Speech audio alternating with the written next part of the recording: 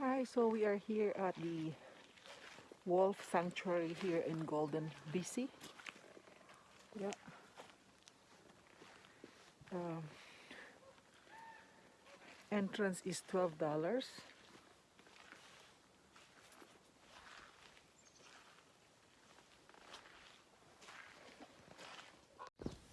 Thank you. You're welcome. Yeah.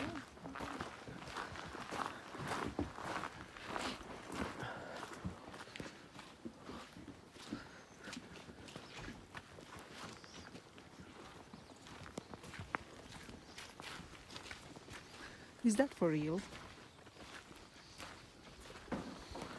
This one? I'm pretty sure it is, yeah. So cool.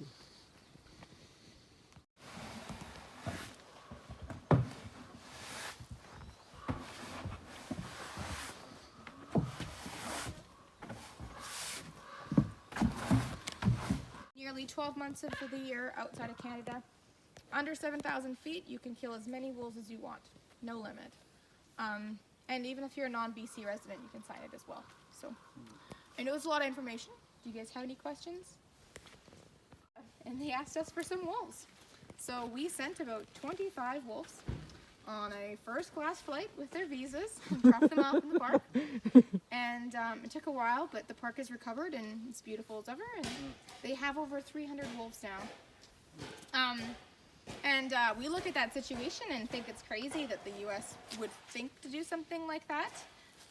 But a big part of the reason why we're here, and what a lot of people don't know, is that the exact same thing has actually been happening in Canada for the past 15 years. Wolves have been culled and killed, so 15 years in BC, past 5 in Alberta, and are specifically being culled in Banff National Park. You guys have probably been to Banff. Yeah, so what do you guys see a lot of in Banff? See a lot of them, bison. Oh, well. Elk. Not so much bison, but there are a lot of people and there's a lot of elk. Elk, yeah, elk. So Banff was actually designed the same way. It wasn't designed really to protect animals. It was more so, what's the best way for us to make money? And it was designed to be an elk preserve. So wolves are being culled right now, even in a national park in Banff. And they're being culled in the name of woodland caribou. Woodland caribou are near extinction, and so the government has to take action, and they decided to take out wolves, which have been cohesively living with caribou for hundreds of years. Meanwhile, what they're trying to cover up is the thousands of caribou habitat that's being affected by human development, by logging and all different sorts. And caribou eat something called lichen, and lichen takes hundreds of years to develop on a tree. So unfortunately, replanting trees isn't enough for the caribous to survive because it doesn't have the lichen on the trees. So they've been doing this for a while, and now caribou are on the decline as well as wolves. So in all of Kootenay, Yoho, Banff, Jasper, and Kananaskis Park, we have 75 wolves, which is very low, and 5 years ago that number was 150. So that is a huge decline, and that's the parks where animals are supposed to be protected. And a big factor of this all too is just human habituation and human traffic as well with roadkill. So part of the reason, why we're here is just if you guys learned anything, we just encourage you to talk about it. And wolves are keystone species. Does that one sound familiar at all? Keystone? Which species? Keystone. Keystone, yeah. No. The best way to explain that one is if you think about a stone archway and every single animal or organism in the ecosystem is on the stone, wolves are at very center stone of the archway. So if we take out that stone, what would happen?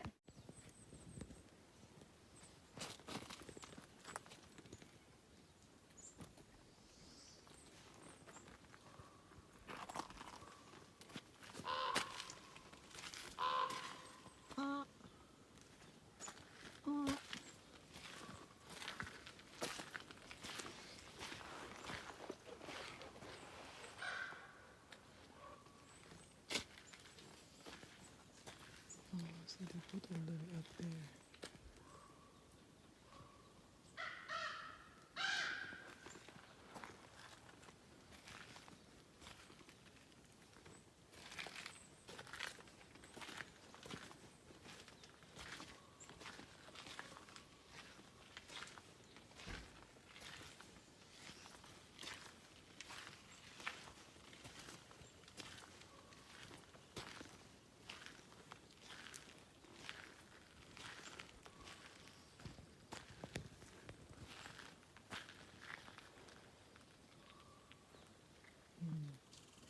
Please turn off the ringer on your cell phone. Thank you.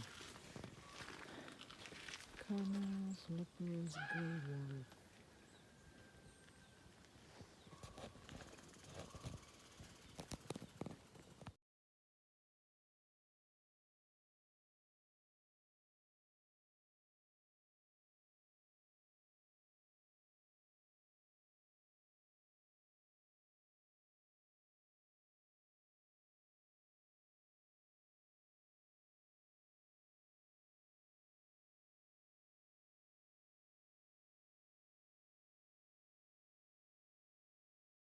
Started. So the wolves are here for three main reasons. So we have them firstly for videography. So we've done some commercial work with them. We do some YouTube with them.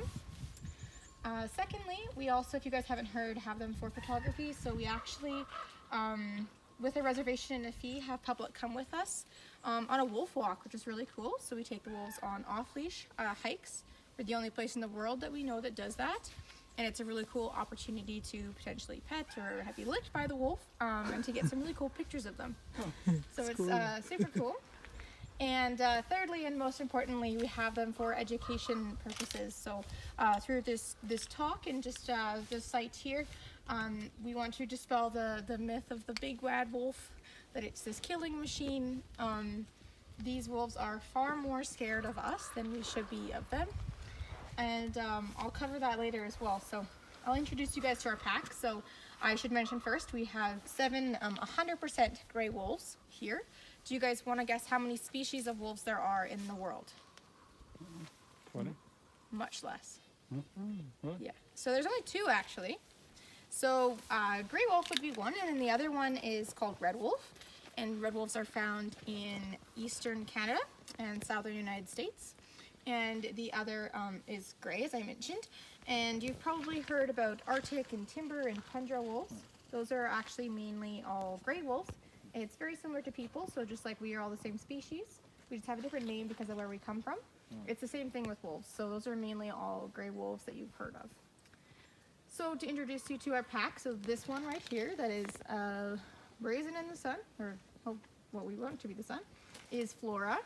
She was born in 2012, so she is 9 years old, and she's our traveling ambassador. So if you guys aren't familiar, we actually, pre-COVID, have taken our wolves in front of a bunch of kids in schools and educated about wolves, and that's usually Flora. So she's even comfortable in front of a bunch of screaming 5-year-olds, which is pretty cool. So she's very comfortable with people, and her brother is... So you can pet her? Yeah, definitely, yeah. And her brother is Scrappy Dave. So Scrappy Dave he's way off in the corner today because he's had too much to eat and he's just a lazy bum. That's just the way he is. So hence his name, Scrappy Dave. And they are same litter, so brother and sister, also 9 years old. And all of our wolves are actually from captivity, aside from the oddball, which is Honey. You'll probably see little bits of her, but for the most part she's out with Dave because they're actually really good pals. And Honey's on that poster right there. She is basically a pup, so she's only actually 1 year old. When you see the claw marks, bears are good climbers. If you look closely, you may see that the bear who climbed this tree made it 3/4 on the way out of the... Since this happened before Northern Lights was here, we do not know what prompted the bear to climb that high. Both black bears and grizzlies have wide paws with long curved claws. Why would a bear climb? Uh-oh.